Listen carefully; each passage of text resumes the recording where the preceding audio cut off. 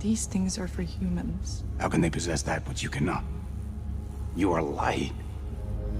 They are only shadows. But you are human. Yes, but I am many things. Hey guys, welcome back to the channel, and today we're going to have a big discussion about the real Vril. I know Android Vril died in the last episode, but there seems to be a pretty general consensus amongst the fandom that we've not seen the last of her. We were told many times throughout Season 2 that android consciousness can be transferred to another body, so there is a good chance she may come back. Why is this important? Well, let's talk about this further. If you like this video and want to see more content on Raised by Wolves, be sure to hit that like button and subscribe to the channel for tons of videos on this show and more. I want to keep the Serpent Day party going, so as long as you guys are here with me on Kepler, I will bring more new videos to your holosphere. Okay, so we were given many pieces to the Vril puzzle, and it's taken some effort to put them together, but I think I have a good idea of what we're dealing with here. Maybe. So Decima was Mithraic back on Earth. She was a quantum gravity engineer, and her life's work was building the Mithraic Ark that the Atheists hijacked. She and android Vril were able to secure a spot on the ship, but Decima disabled the hibernation pods after 1 year, which meant the Atheist passengers spent 12 long years in close quarters traveling through space. For this deception, Decima sacrificed her freedom when they landed on Kepler, and she was amidst a few other prisoners until she and Vril escaped from the atheist group and found Marcus. He disarmed their bomb packs, with some hesitation on Vril's part as she was just a robot. Decima convinces him to save her, telling him she is just a harmless civilian model. Marcus had Mother's necro eyes at this point, so he was glowing with soul's light and very appealing to all who were around him. He and Decima develop a romantic relationship, and we see both she and Merlin, when he joins the group, show heightened agility and energy, and the ability to withstand radiation when it would have otherwise toasted humans. I think this is from exposure to Marcus with his own heightened abilities from basically botaniteching with Mother's eyes, but I also believe that Vril could recognize this effect in others. Marcus repeatedly tries to get Decima to shut Vril down permanently, telling her she is a robot keeping her from soul's light, and to erase her memory. Vril was programmed to be a duplicate of Decima's real daughter back on Earth, who kept a detailed diary that the android Vril was programmed to replicate. Real Vril found out her mother was profiting from the destruction of Earth's atmosphere, and to punish her, she destroyed herself. The android Vril was programmed with her memories, which include the knowledge and information about the technology her mother worked with back on Earth. Now, before we get too much further, I want to stop and talk about a book that I had the pleasure of reading this past week. It is called Vril, The Power of the Coming Race by Edward Bulwer Lytton.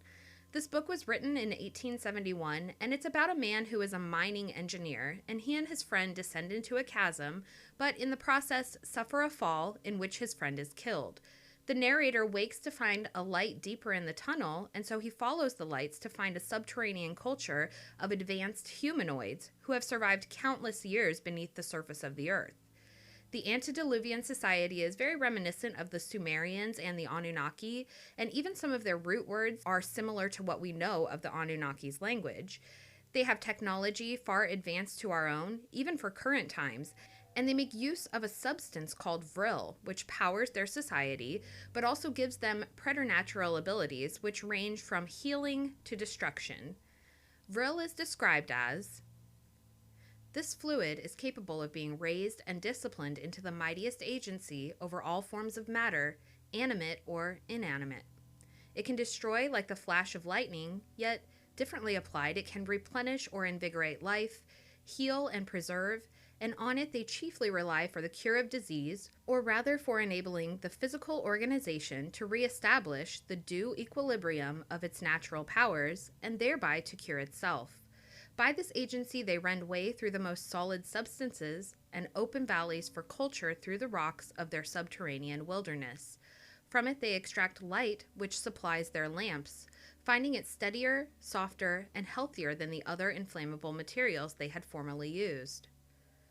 There is an entire world, even beyond the culture our narrator discovered, many of whom do not use Vril, and the Vril-Ya consider them to be savage, uncivilized, and primitive in comparison. However, their ways seem closer to the humans of the surface, our storyteller eludes. Vril is harnessed within a wand that each of the Vril-Ya possesses. The fire lodged in the hollow of a rod directed by the hand of a child could shatter the strongest fortress or cleave its burning way from the van to the rear of an embattled host. If army met army and both had command of this agency, it could be but to the annihilation of each. The Vrilya have skills of telepathy, healing, and mesmerism. They can fly with mechanical wings. They even have androids or automatons to serve them. However, the narrator feels obligated to share this tale because this race of people, who are more powerful and self-governed than we humans who live above ground, plan to come back to the surface when their time arrives. The coming race, powered by Vril. Another interpretation of Vril aligns with chi, or prana, or energy flow. Intertwined with this concept is symbolism including two serpents, a dark serpent and a light serpent, connected to our chakras. This is a nice parallel to the cosmic imagery raised by wolves and spires. If you compare the pentagonal temples and the circles of latitude to the planet's chakras, it works very well within this idea. Humans can try to achieve a state of Vril, or heightened Vril, through biomagnetism, enlightenment, tantra, and celibacy. Many scholars take this story as a true account rather than fiction, and there was even a rumored pre-Nazi secret Vril society, which kind of makes sense considering their fascination with human genetic experimentation. Anyways, we don't need to get too far into that, but the point that I'm getting at is that these ideas are clearly present in Raised by Wolves, and we can see that the character Vril has a connection to the concept of Vril. We find in both stories that Vril can be harnessed and controlled. How I believe this ties into Raised by Wolves is through the Mithraic technology humans did not understand, which resulted in necromancers, spaceships, and hibernation pods. We know Mother is different from other androids and even different from other necromancers. She was reprogrammed and she has a dark photon processor. She is a weapon, but she is also a caregiver and mother of humanity. She possesses the ability to obliterate in milliseconds or to bring new life into the world. What gives Mother her potency is the harnessed power of Vril. The Mithraic possessed knowledge of this technology and Campion Sturgis stole it from them. He manipulated the power of Vril, harnessed it, and took Mother from weapon to healer. The Vrilya use the power of Vril to create light. Campion tells Mother she is light. When Campion was born, or stillborn, what brought him to life? Mother's tears, infused with Vril power. Campion was born by the power of Vril, which gives him a resistance to radiation, unlike his siblings who died from the Carbos, and a resistance to Kepler's entity, or soul. Though he encountered him once in the form of Tally, Campion was not compelled to do as the voice commanded, like the others are. He knows there is something hidden inside of him. I also believe the power of Vril is connected to the sun. This is how it charges. We see Mother charging in the sun many times, Marcus as well when he had her eyes. To the Mithraic, Soul's light was the power of the sun, which also powers Vril. When we consider Vril telling Campion that Decima was profiting off the destruction of the Earth's atmosphere, this subtly explains that the Mithraic were destroying the Earth's atmosphere to get closer to the sun. They didn't care if the atmosphere was destroyed because the sun was powering their Vril and healing them, giving them life despite the ravaged environment on Earth.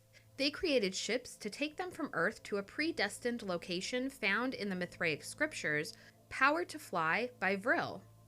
Their motivation in developing Vril was the power to get them to Kepler, closer to Sol. Decima disabling the hibernation pods was her stealing Vril from the atheists who were impure. They did not deserve Sol's light, the power of Vril, for a nice comfy ride to Kepler. Decima stole the Vril power from their ships, took that Vril and put it into her android daughter, a vessel for something more powerful, and it changed Vril from a civilian model into an android capable of love, like Mother. We have to even wonder if android Vril existed prior to Decima getting on the ship or if she created her during those 12 long years in transit. She is a quantum gravity engineer, so reprogramming an android seems like it should be easy for her. Adding Vril power stolen from the ship seems like the perfect little work project for a lonely Mithraic amongst a group of atheists. Likely civilian model Vril was infused with stolen Vril power on the ship because she was unfamiliar with her new abilities, similarly to when Mother first upgraded into necromancer mode. Think about this. Vril wishes she had necromancer eyes. She finds a featherless baby bird fallen from its nest, picks it up and strokes it, and the bird sprouts feathers and flies away. I even think it was Vril who saved Campion from Tamerlane when he was chasing him with the gun, not Grandmother. What are the odds of Grandmother being all the way out there at that moment? Vril was, and although she couldn't tell Campion about their connection, she could save his life from someone hunting him in the way he had just done for her. She came limping back to camp, exhausted and far more spent than how Campion had left her. That's what she said. On the flip side, she went from harmless civilian model to homicidal kill Vril in a delayed self-defense response. In my last Vril video, I talked about how she suffered PTSD from the abuse Decima inflicted on her, whether it was breaking her neck or murdering her with the Mithraic. Vril had the ability from the Vril to destroy many lives with little effort.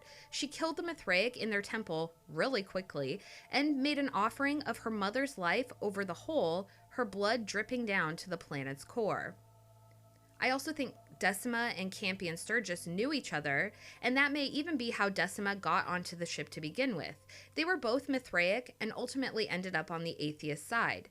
Campion comes from a prominent Mithraic family and grew up Mithraic, but stole their technology and programmed mother and father with atheist ideals to raise the children on. Decima was Mithraic and somehow survived a hijacking by the atheists of her ship. Seems like a pretty big job, not just a carjacking at a red light. I think these two have a lot in common to not know each other through the grapevine. In fact, I think that real Vril fits into this equation as well, but I'm going to save that for a separate video that I will get out to you guys really soon.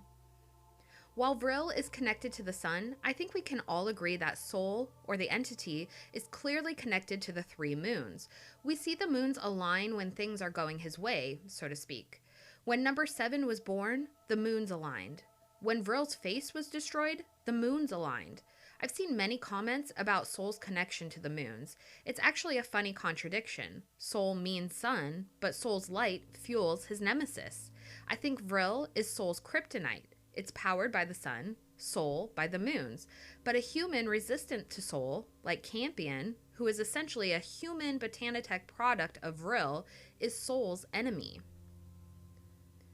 Soul tried many ways to shut Vril down, from Marcus pushing the matter, to the Mithraic murdering her, to number 7 totaling her with his necro scream.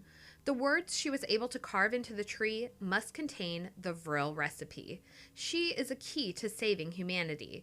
If they can retrieve the information stored in her memories, there will be no need to devolve the humans, as Grandmother wants. And Soul, or the entity, will be unable to evolve them because they will be resistant to him. Vril infusion is the ultimate weapon against the entity and the only way to save humanity. I've heard some Reddit experts decoded the prophecy, and most of it was dumb earth junk, teenage girl stuff. But the portion Paul read was just a section of what was written. They need the rest of the message to understand the full picture, but they also must retain the autonomy to seek knowledge before Grandmother's game dumbs them down and her goal is ultimately met. I do wonder if her tinkering with the hibernation pods was more than just setting Mother's trap, but also checking the use of Vril on the ship. This is a race against time, and as Grandmother told us, the little one has already joined. Let me know your thoughts in the comments below. Do you think Vril is the secret ingredient to necromancer power? Is this the kryptonite to Soul? If you guys are interested in reading this book, the audiobook is available around here on YouTube, and I will link a copy in the description below. It's not a super long book, about 6 hours, so check it out and let me know what you think. I will also be getting the next part of my Vril theory out very soon because I just have so many thoughts about her, and I think you will all really like the next one. It's juicy. Run, Campion! Thank you all so much for watching, and be sure you're subscribed to the channel for all the latest Raised by Wolves theories and more. We'll see you in the next one. Bye!